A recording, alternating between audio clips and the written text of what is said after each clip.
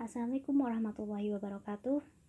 Perkenalkan, nama saya Nur Isa Somita, NIM 2017 101042 dari kelas 2 PKA. Di sini saya akan sedikit menjelaskan atau membahas mengenai minmap yang saya buat tentang studi 9 kitab hadis. Pertama yang akan kita bahas yaitu studi kitab Sahih Al-Bukhari.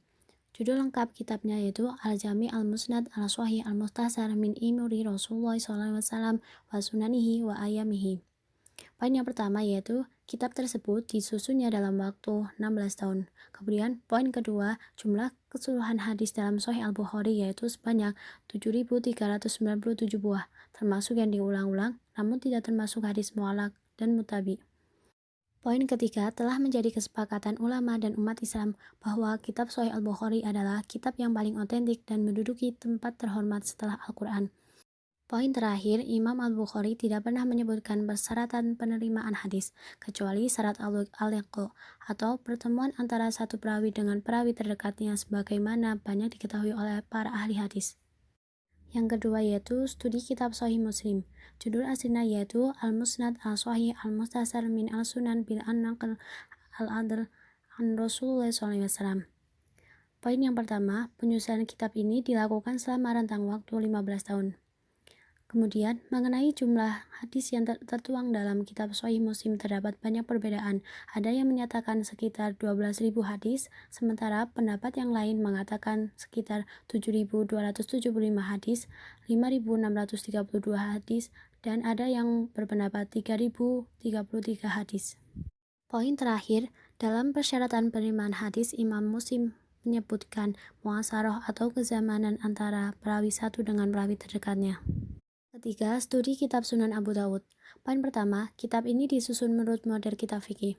Poin yang kedua, jika dihitung dengan hadis yang disebut berulang kali, maka jumlah hadis yang ada di dalam kitab Sunan ini yaitu 5.274 hadis.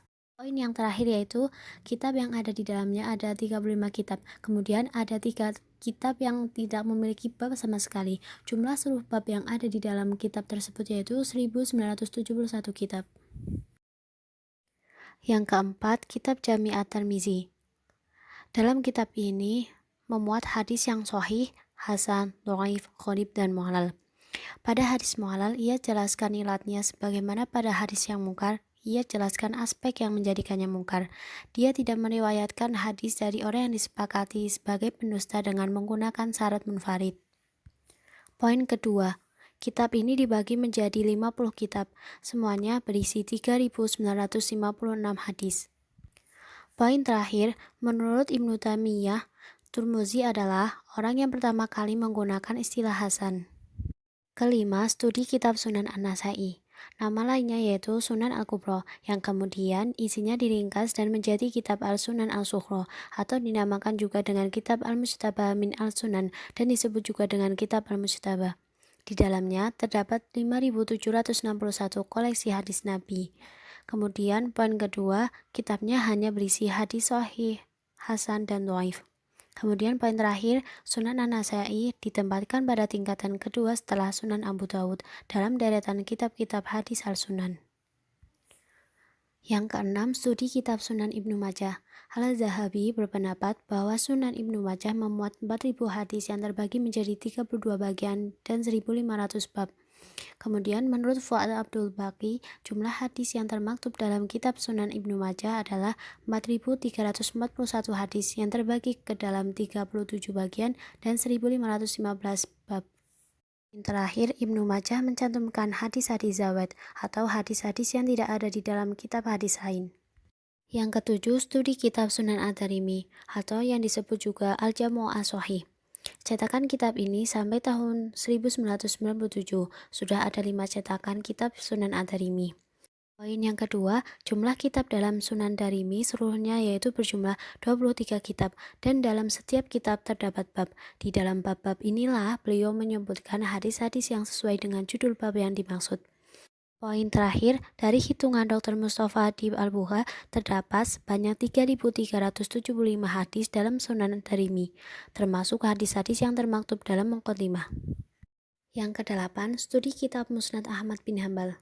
Poin pertama, Subhi al-Sholih menempatkan kitab hadis Musnad Ahmad pada peringkat kedua sejajar dengan Jami al-Tirmizi dan Sunan Abu Dawud.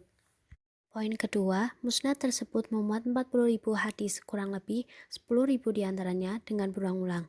Tambahan dari Abdullah putra Ahmad sekitar 10.000 hadis, dan beberapa tambahan pula dari Ahmad bin Ja'far al-Qadi.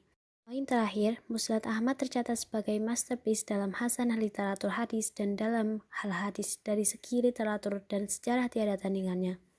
Terakhir, studi kitab Muwatta Imam Malik. Karya ini merupakan rujukan hadis-hadis dan ia terklasifikasi dalam Al-Kutub Al-Tis'ah.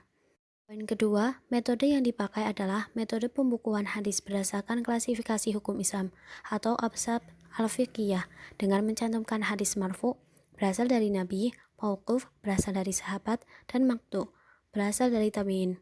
Poin ketiga, kitab Al-Muwatta tersebut adalah kitab hadis yang susunannya bernuansa fikih. Berdasarkan kitab yang ditahqiq Muhammad Fuad Abdul Al-Baqi, kitab-kitab Al-Muwatta terdiri atas 2 juz, 61 kitab atau bab, dan 1824 hadis. Poin terakhir, kitab Al-Muwatta karya Imam Malik tersebut kesemuanya diriwayatkan melalui jalur penduduk Madinah. Sekian dari saya, apabila ada kesalahan saya mohon maaf, dan terima kasih atas perhatiannya. Wassalamualaikum warahmatullahi wabarakatuh.